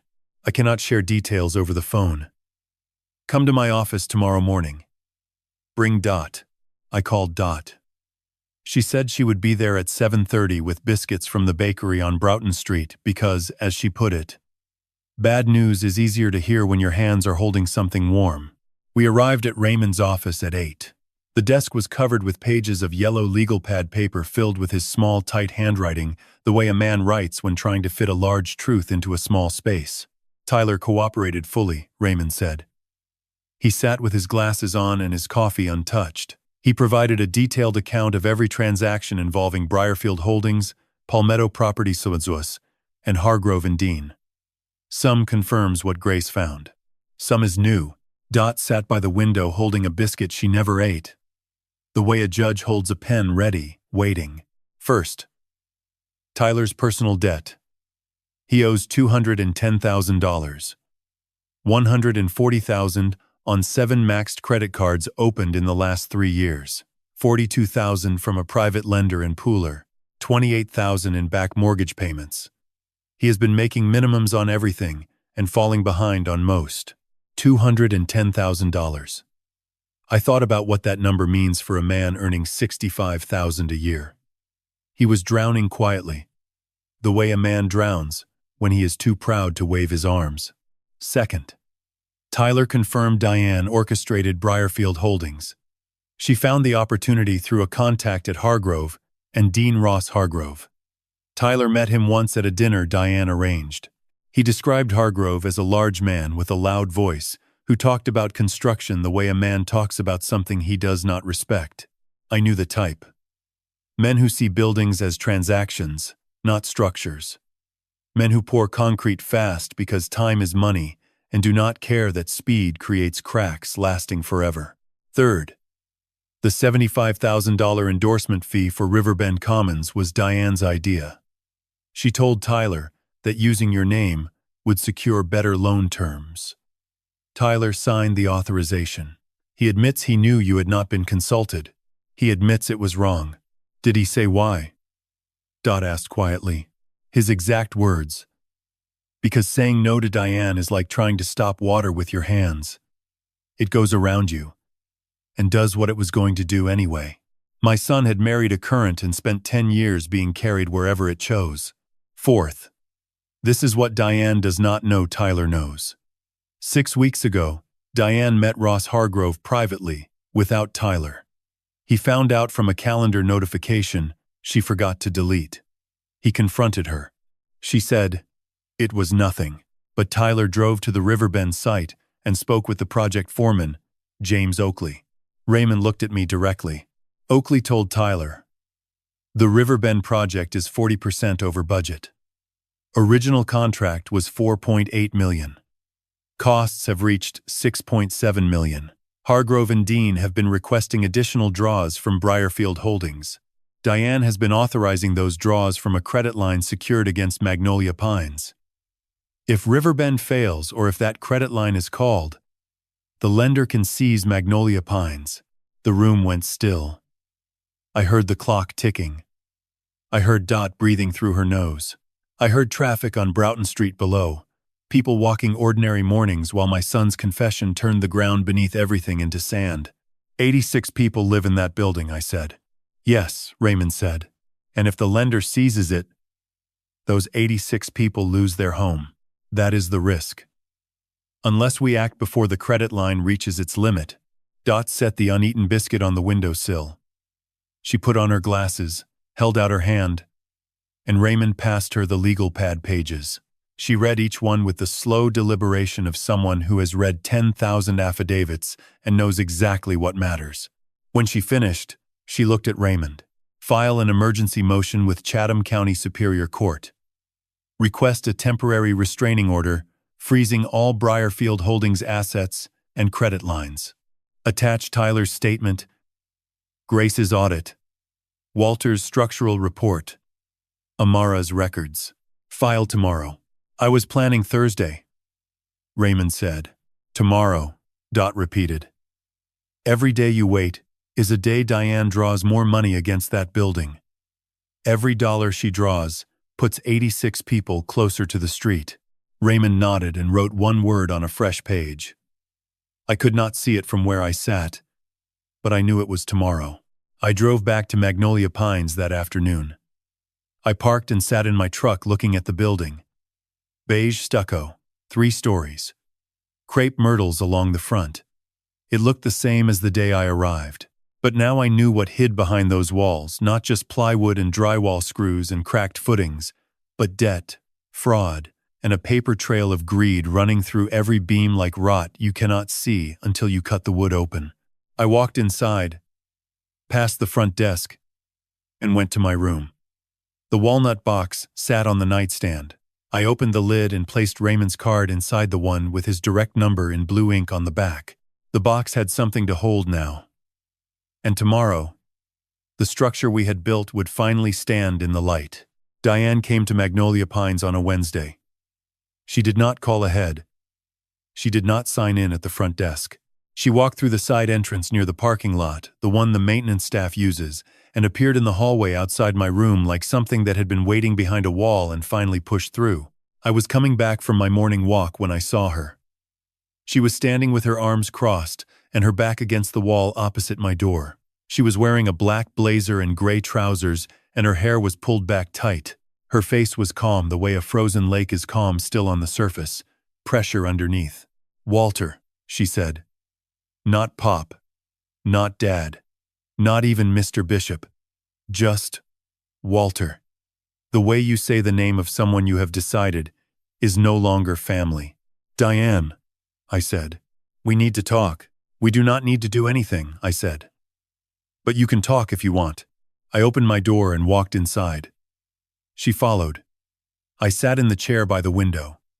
She stood near the nightstand, close enough that I could see the walnut box, and wondered if she noticed it. She did not. Diane never noticed things that were made by hand. She only noticed things that had a price tag.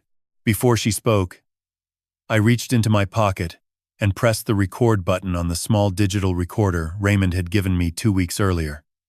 Georgia is a one-party consent state. Raymond had explained that clearly. As long as one person in the conversation knows the recording is happening, it is legal. I was that one person. Your lawyer sent a cease and desist to my broker, Diane said. Her voice was level, but there was a blade underneath it, the kind of edge you hear when someone is trying very hard not to shout. My license is suspended. My listings are frozen. I cannot close on 3 properties that were scheduled for next month. Do you understand what that means? It means you cannot sell houses that do not belong to you, I said. Her jaw tightened. That house on Abercorn Street is worth $895,000. It is sitting there empty, doing nothing, while you sit here in a room that costs $4,000 a month. A room that we are paying for. Out of our own pocket. Out of my pocket, I said. The payments come from an account under Briarfield Holdings, which was funded with money taken from my account at Coastal Heritage Credit Union. $82,000, Diane. Taken without my knowledge or consent. Something shifted in her eyes. A flicker. Not guilt. Diane does not do guilt. Recognition. The recognition of someone who realizes the person across from them knows more than expected. Who told you that? She said. It does not matter who told me. It matters that it is true. She took a step closer. Walter, listen to me carefully. You are 69 years old. You are living alone in a senior facility. You have no wife, no caregiver, and your only son is on my side. If you push this, I will file a competency petition. I will bring a doctor who will testify that you are showing signs of cognitive decline. I will bring Tyler to confirm it. And a judge will appoint a guardian, and that guardian will be me. She said it the way she says everything, measured, rehearsed. Each word placed precisely where it would do the most damage. Like a nail gun. Fast. Mechanical. No feel for the wood. Tyler is not on your side, I said. For the first time, her composure cracked. Just a hairline fracture. The kind you see in plaster, before the whole wall gives way. What did you say? Tyler sat in my lawyer's office yesterday for 3 hours. He told Raymond everything. The credit cards. The $210,000 in debt. Briarfield Holdings. Palmetto. Hargrove and Dean. The Riverbend Commons contract. The $75,000 endorsement fee. The line of credit you secured against this building. Against the building where 86 people live, Diane, including the grandmother of a woman who works here. Diane's face changed. The calm surface broke open the way ice breaks when you strike it, with something heavy. Not in a clean line, but in jagged pieces going in every direction. Tyler would not do that, she said. But her voice had lost its blade. It was flat now. Thin. The voice of someone standing on ground that is no longer solid. He already did, I said. And a temporary restraining order is being filed today, freezing every asset and credit line under Briarfield Holdings. Your access to those accounts ends this morning. She stared at me. I watched her calculate. I could almost see the numbers moving behind her eyes. The commissions she would lose. The loans she could not service. The walls closing in from every side. Diane had spent years building a structure out of other people's money and other people's names, and now every joint was failing at once. You will regret this, she said. Her voice dropped low, almost a whisper. I gave Tyler a life. I gave him ambition. I gave him direction. Without me, he would be standing in your workshop, covered in sawdust, making furniture nobody buys. I looked at her for a long time. I thought about what Josie would have said. Josie, who could silence a room with a look and never raised her voice in 41 years of marriage. Josie, who said the strongest wood is the wood that grows slow. Diane, I said, my son may have lost his way, but he lost it following you. And the things I build in that workshop, the chairs, the tables, the cabinets, they are still standing in homes all over this city. Can you say the same about anything you have built? She did not answer. She turned and walked out of the room. Her heels clicked down the hallway sharp, fast, getting quieter. The sound of someone leaving who knows she has already lost but has not yet admitted it to herself. I sat in the chair and listened until the clicking stopped. Then I reached into my pocket and pressed the stop button on the recorder. The small screen showed 11 minutes and 43 seconds. I picked up the phone and called Raymond. I have something for you, I said. 11 minutes and 43 seconds of Diane threatening to file a fraudulent competency petition, admitting knowledge of the financial arrangements, and stating that Tyler's cooperation was a betrayal, all recorded in a one-party consent state. Raymond was quiet for 3 seconds. Then he said, Walter, you just handed me the last nail for the coffin. I am a carpenter, I said. That is what I do. I hung up and looked at the walnut box on the nightstand. I thought about Diane's voice, sharp, cold, without warmth. And I thought about Josie's voice, low, steady, warm as wood that has been sitting in the sun. Some voices build things. Some voices only know how to tear them down. The restraining order was granted on a Thursday morning. Raymond called me from the courthouse steps. I could hear the wind and the sound of shoes on concrete, and somewhere behind him, a car horn.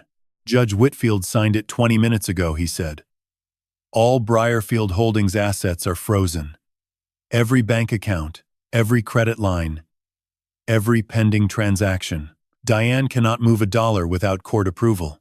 The order also covers Palmetto Property Solutions and any accounts linked to Hargrove and Dean in connection with Briarfield. What about Magnolia Pines? I asked. The building is protected. The credit line Diane was drawing against it is frozen. No further draws can be made. The Department of Community Health has been notified, and they are scheduling an emergency structural inspection for next week. Your report and Amara's records have been forwarded to the inspector's office. I stood in the courtyard of Magnolia Pines and looked at the broken fountain. It had not worked since the day I arrived. No one had fixed it. No one had even tried. It just sat there, dry and still. A thing built to move water that had given up on its purpose. I wondered if anyone would fix it now. Over the next 2 weeks, the machinery moved. Raymond had warned me it would be slow. It was not slow. It was deliberate the way a good saw cuts through hardwood. Not fast, not slow, but steady and in the right direction. The Georgia Attorney General's office opened a formal investigation into elder financial abuse. 2 investigators came to Magnolia Pines and interviewed me for 4 hours. They were polite and thorough, and they asked questions the way Grace Yamada asks questions, precise, sequenced, leaving no gaps. I answered everything. I showed them my notebook, my structural report, and the timeline Raymond had prepared. The Chatham County District Attorney filed charges against Diane Hollis on 3 counts: conspiracy to commit fraud, attempted unlawful transfer of trust-protected property, and fraudulent use of professional credentials. The charges against Tyler were reduced because of his cooperation. Raymond had negotiated that before Tyler's statement was even finished. My son would not go to prison, but he would carry the weight of what he allowed for the rest of his life. And sometimes weight is a harsher sentence than walls. The Georgia Real Estate Commission sustained its complaint against Diane. Her license was permanently revoked. Claudia Voss of Vantage Realty Group received a formal censure and a 12-month probationary period. Shelley Pratt, the notary who stamped the forged power of attorney, was referred to the Secretary of State's office for investigation. The structural inspection of Magnolia Pines took 3 days. A team of 2 engineers and a building code specialist went through every floor, every stairwell, every mechanical room. Their report confirmed everything I had written in my notebook: the plywood roof deck, The handrails mounted into drywall, the cracked footings, the differential foundation movement, the failed window seals, the fire door that did not close. The estimated remediation cost was $193,000. The facility was given 90 days to complete repairs or face closure. Hargrove and Dean Construction was cited for 11 building code violations. Ross Hargrove was personally named in a civil complaint filed by the Department of Community Health. The Riverbend Commons project was halted pending a full audit. James Oakley, the project foreman, provided a sworn statement confirming the cost overruns and Diane's unauthorized draws. And then there was the recording. Raymond submitted my 11 minutes and 43 seconds to the district attorney as supplemental evidence. Diane's voice sharp, cold, precise, played in a room where men and women in suits listened to a woman threaten to fabricate a competency petition against a 69-year-old man who had built houses with his hands for 44 years. The district attorney added a fourth charge: attempted fraudulent guardianship. Diane's attorney negotiated a plea. She would plead guilty to 2 counts in exchange for the dismissal of the other 2. The sentence was 18 months of probation, a $15,000 fine, 200 hours of community service, and a permanent restraining order prohibiting her from contacting me or managing any financial accounts associated with my name. She would also be required to make restitution of the $82,000 misappropriated from my accounts, paid in structured installments over 5 years. It was not prison. Dot said it should have been. Raymond said it was the right outcome, because a trial would have taken 18 months, and the evidence was already doing its work without one. I did not argue with either of them. I had learned something about justice over these months. It does not always look the way you expect. Sometimes it is a cell. Sometimes it is a number on a payment schedule. Sometimes it is just the sound of a woman's heels walking away and not coming back. Tyler filed for divorce the same week Diane's plea was entered. He called me to tell me. His voice was steady but thin, like a board that has been sanded too many times. "It is done, Pop," he said. "Papers are filed. She moved out of the house in Pooler. She is staying with her sister in Jacksonville."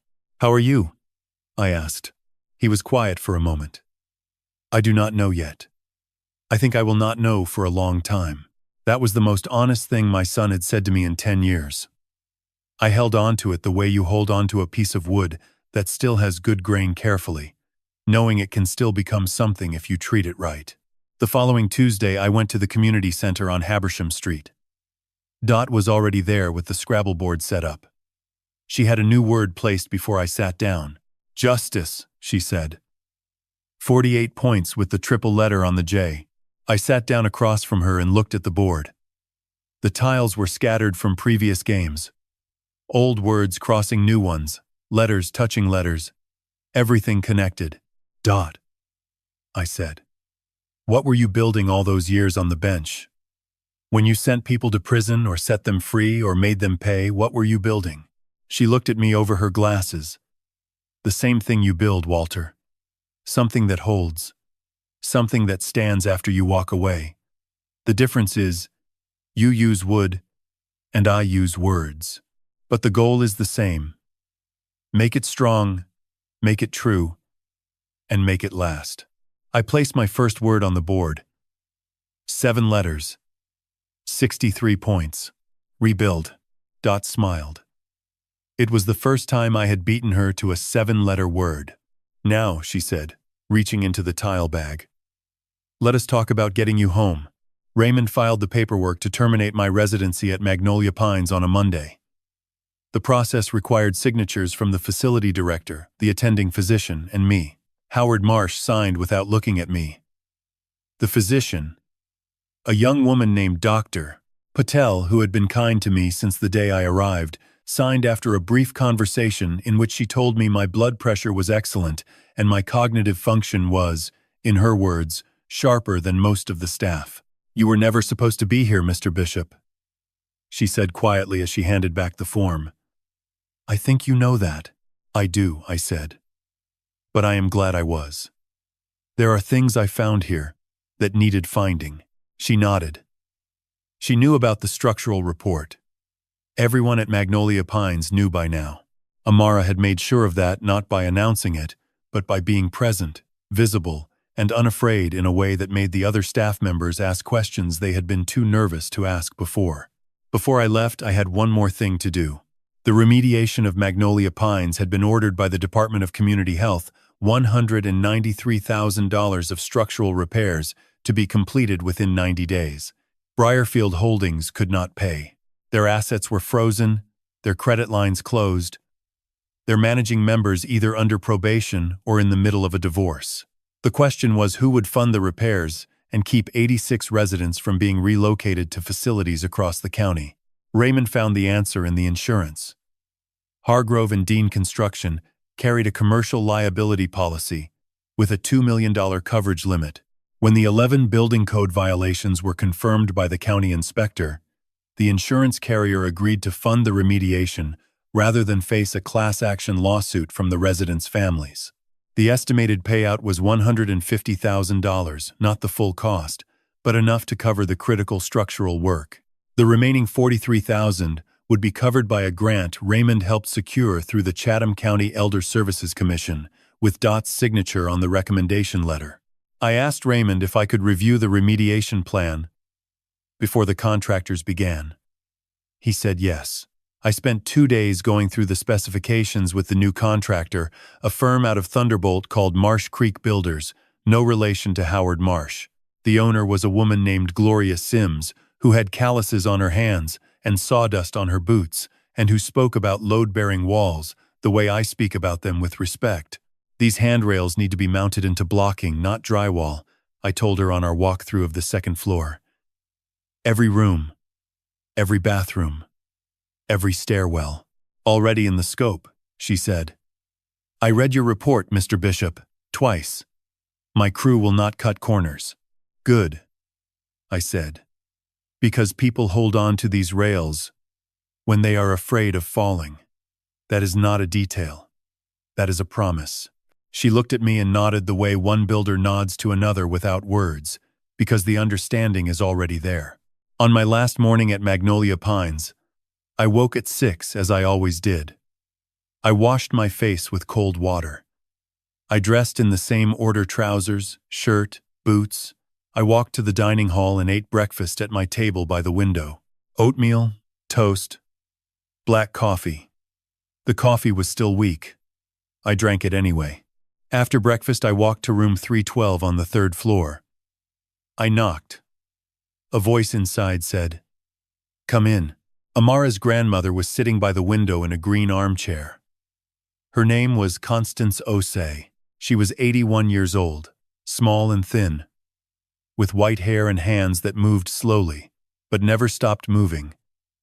Adjusting her blanket, turning the pages of her Bible, smoothing the fabric on the armrest. She reminded me of Josie in the way that certain women remind you of the person you loved most, not in appearance, but in stillness. "You are the carpenter," she said. The same words Amara had used the first time we spoke. "I am," I said. "My granddaughter tells me you found what was wrong with this building. She tells me you wrote it all down and made sure someone would fix it." "I did what I know how to do," I said. I looked at the structure and I told the truth about it. Constance reached out and took my hand. Her fingers were thin and warm. "My husband was a bricklayer," she said. "He built a house in Macon with his own hands. He used to say that a man who builds honestly has nothing to fear, because the work speaks for itself." She squeezed my hand gently. "Your work has spoken, Mr. Bishop, and 86 people are safer because of it." I could not say anything for a moment. I held her hand and looked out the window at the courtyard below. The broken fountain was still there, but beside it, a maintenance crew was setting up scaffolding along the west wall where the roof leak had been. They were starting. The repair was beginning. I squeezed her hand back and said goodbye. I packed my suitcase the same way I had packed it months ago. Boots, shirts, trousers, Bible, photograph of Josie. The walnut box went in last, wrapped in the flannel cloth. I carried the suitcase down the hall, past the bulletin board with the Briarfield Holdings plaque. Someone had removed it overnight, leaving a clean rectangle on the wall where it had been, and out through the front entrance. Amara was standing by the door. She was in her pale green scrubs with her name badge clipped to her pocket. She did not say anything. She just held out her hand. I shook it. "Thank you, Mr. Bishop," she said. "Thank you, Amara. You were braver than you know." "I was not brave," she said. "I was angry. Sometimes anger and courage look the same from the outside." I smiled. She was right about that. Pearl was waiting on her porch when I pulled into the driveway on Abercorn Street. She was holding her blue notebook in one hand and a glass of sweet tea in the other. The green door was exactly the color Josie had chosen. No one had touched it. "Welcome home, Walter Bishop," Pearl said. I stood on the sidewalk and looked at my house. Every joist, every rafter, every cabinet door built by these hands, standing exactly where I left it. The rosemary by the front steps was overgrown but alive. The workshop out back was dark and waiting. I set my suitcase on the porch and sat down on the top step. Pearl came over and handed me the sweet tea. "How many entries in that notebook?" I asked. 93, she said. "But you will not need it anymore." I took a sip of tea and looked at the oak tree in the backyard. The swing Josie had hung was still there, swaying in a breeze I could not feel from the porch. I was home, and the house was still standing. The first morning back I woke at 5:30. Not because I set an alarm, but because the house woke me. The creak of the hallway floor, the tick of the radiator, the way the early light came through the kitchen window and hit the walnut table in exactly the place it has hit for 34 years. The house remembered me, and I remembered it. I made coffee. Real coffee, dark roast from the bag I kept in the freezer, brewed in the percolator Josie bought at a yard sale in 1991. It was strong and bitter and perfect. I sat at the kitchen table and drank it slow and listened to the quiet. No fluorescent hum, no industrial lavender, no weak coffee in a styrofoam cup. Just my house, my table, my cup, and the sound of a mourning dove outside the window. After coffee, I walked to the workshop. I unlocked the door and stepped inside and stood there in the dark for a moment before turning on the light. The air smelled like pine shavings and linseed oil and sawdust that had settled into the concrete floor over 3 decades. My tools were where I had left them, the hand planes on the wall rack, the chisels in the top drawer, the dovetail saw hanging from its hook. Nothing had been moved. Nothing had been taken. I opened the top drawer of the tool chest and took out the brown envelope Raymond had given me months ago, the copies of the trust, the revised will, the bank authorization. They were still there, beneath the chisels that had belonged to my father. I held the envelope for a moment, then placed it back. It had done its job. The papers inside had held the line when everything else was trying to cross it. That first week I sanded the workshop floor. I did not need to. The floor was concrete, and it functioned fine. But sanding is what I do when I need to think, and I had a great deal of thinking to do. I sanded on my knees with a belt sander, and then by hand with 80 grit paper, working in long, slow strokes, feeling the surface change under my palms. By Friday, the floor was smooth and clean, and I could see the aggregate pattern in the concrete, tiny stones pressed together, each one different, all of them holding the same weight. Raymond came by on Saturday with papers to sign. The revocable trust was being updated to include a new provision, a scholarship fund in Josie's name, administered through Savannah Technical College. The fund would provide tuition assistance to 1 student per year studying construction trades, carpentry, or structural engineering. Raymond had suggested it. Dot had helped draft the criteria. The first award was $5,000, funded from the restitution payments Diane would make over the next 5 years. "We are calling it the Josephine Bishop Memorial Scholarship," Raymond said, setting the document on the kitchen table. "The college president has already approved it. The first recipient will be selected in the spring." I looked at the name on the paper.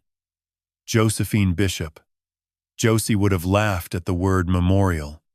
She did not like ceremonies or plaques or anything that drew attention to herself. But she believed in education the way she believed in good wood, as something that holds its value long after the person who shaped it is gone. I signed the document. Raymond notarized it and shook my hand. "One more thing," he said. "The community college asked if you would be willing to teach a weekend workshop. Basic carpentry, hand tools and joinery. They said the students could use someone who knows what he is doing." I looked at my hands on the kitchen table. Calloused, scarred, stained. 69 years of living and 44 years of building pressed into every line and ridge. These hands had built a house, built furniture, built a legal defense. And now they were being asked to build something else, a bridge between what I know and what someone else needs to learn. "Tell them yes," I said. Tyler came to the house on a Sunday afternoon, 3 weeks after I returned. He did not call ahead. He knocked on the green door, 2 soft knocks, not the sharp taps from the retirement party, but something quieter, the way a man knocks when he is not sure he will be welcomed. I opened the door. He was standing on the porch in jeans and a plain white shirt. No company polo, no logo. He looked thinner than before, but his eyes were clearer. The way eyes look when a man has stopped lying to himself. "Pop," he said. "Can I come in?" I stepped aside. He walked into the hallway and stopped in front of Josie's portrait above the console table. He looked at it for a long time. His mother's face, painted from a photograph taken in this house, in this hallway, 30 years ago. "I miss her," he said. "So do I said. "Every day." We sat at the kitchen table.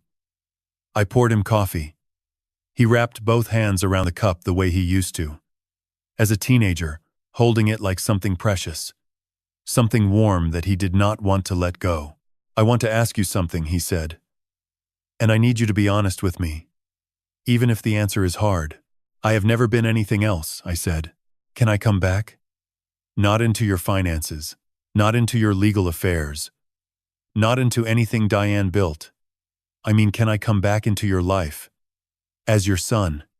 Just your son." I looked at him across the table. I thought about everything. The retirement party. The folder. The 2 taps. The $82,000. The forged signatures. The recording. The tears on the bench by the broken fountain. I thought about all of it. And I felt it all. The anger. The grief, the betrayal, the love that refuses to leave, no matter how many reasons it has been given. "You are my son," I said. "You have always been my son, and that door has never been locked to you." Tyler put his cup down and pressed his hands flat on the table. His fingers were trembling, not from cold, from something deeper. "But Tyler," I said, "I will not put your name back on my accounts. I will not give you power of attorney. I will not let you manage my affairs. That trust is mine, and it stays mine.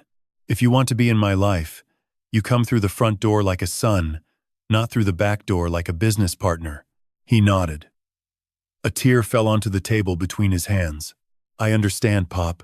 "Good," I said. "Now drink your coffee before it gets cold." We sat together in the kitchen for an hour. We did not talk about money or lawyers or Diane. We talked about the oak tree that needed trimming.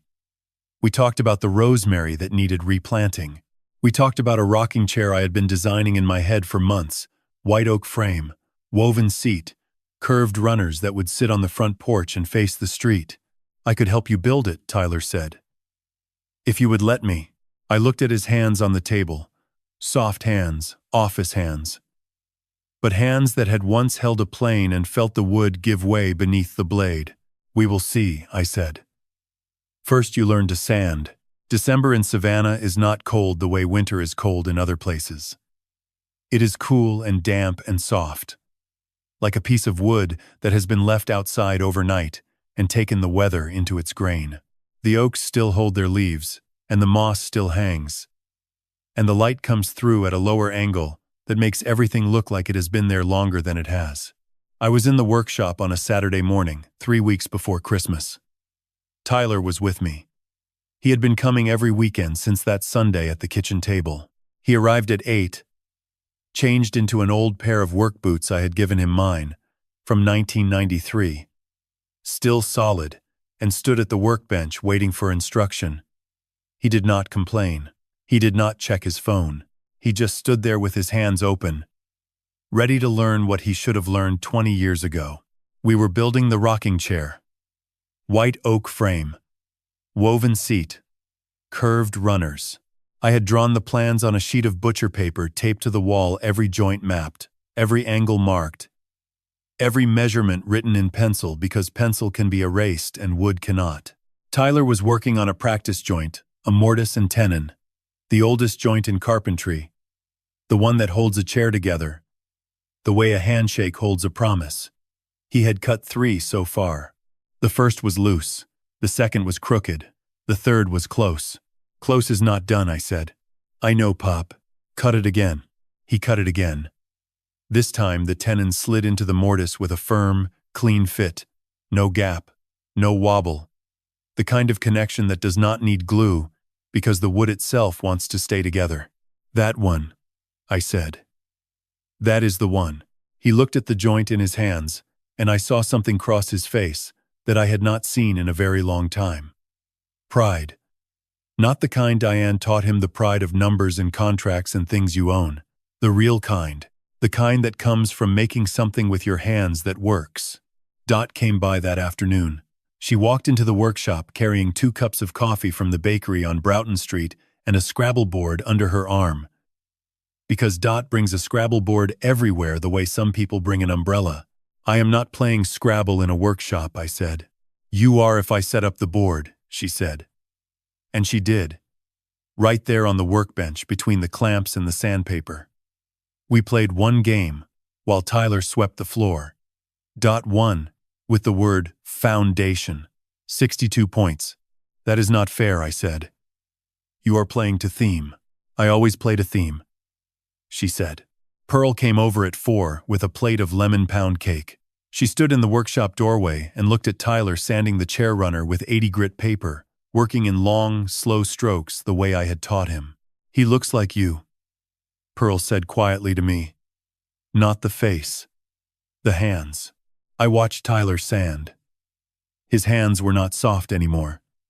Not yet calloused, but changing the skin tighter across the knuckles. A blister forming on the right palm where the sandpaper pressed. Hands in transition. Hands learning to hold something other than a pen. That evening, after everyone had gone, I sat on the front porch in the old Adirondack chair and looked at the oak tree. The swing Josie hung was still there. The rope was frayed, but it held. I thought about replacing it, but then I decided not to. Some things should be left the way the person who made them intended. The fraying is part of the story. I thought about the past 10 months, the retirement party, the folder with 3 colored tabs, Tyler's 2 taps on the table, the pen with the insurance company logo, Magnolia Pines and its plywood roof and its handrails that could not hold anyone, Grace Yamada and her scratched briefcase, Dot and her Scrabble words that always meant more than their points, Pearl and her blue notebook with 93 entries, Amara and her flash drive wrapped in a paper napkin, Constance and her thin, warm hand, Raymond and his steady voice that never rose above the level of a man giving directions, and Diane. Diane with her sharp heels and her sharp voice and her folder that was not a gift but a cage. Diane who looked at a house and saw a number. Diane who is now paying $15,000 and $82,000 in restitution and serving 200 hours of community service in a city she tried to rob. And Tyler. Tyler who bent but did not break. Tyler who is learning to sand. Tyler who knocked on the green door with 2 soft knocks instead of 2 sharp taps and asked to come back, not as a business partner, but as a son. I reached into my jacket pocket and took out the walnut box. I had finished it that morning, sanded smooth, oiled with tongue oil, the lid sliding along its groove without a sound. Inside was Raymond's card with the blue ink number. But there was room for more. There is always room for more in a box built right. I set the box on the armrest and looked at the street. A woman walked past with a stroller. A man, across the road, waved. The streetlights came on one by one, the way they do in Savannah, slow, warm, like someone lighting candles in a long hallway. Josie used to say that a house is not the walls or the roof or the foundation. A house is the decision to stay. The decision to build something in one place and keep building it, year after year. Even when the wood splits and the nails bend and the weather comes in sideways. I made that decision 44 years ago when I poured the first footing on Abercorn Street. I made it again the night I signed Diane's papers and called Raymond. I made it again when I walked out of Magnolia Pines with my suitcase and came home. And I am making it now. Sitting on this porch, holding a walnut box I carved with my own hands, watching the light fade behind the oaks, listening to the house settle into another night. Some men build empires. Some men build fortunes. I built a house, a workshop, a walnut box, and a life that no one can take from me because it was never made of anything they could carry away. If you are listening to this, I want you to remember one thing. The strongest structure in the world is not made of steel or concrete or money. It is made of the truth, and the truth, like good wood, holds. My name is Walter Bishop. I am 69 years old. I am a carpenter, and I am still building.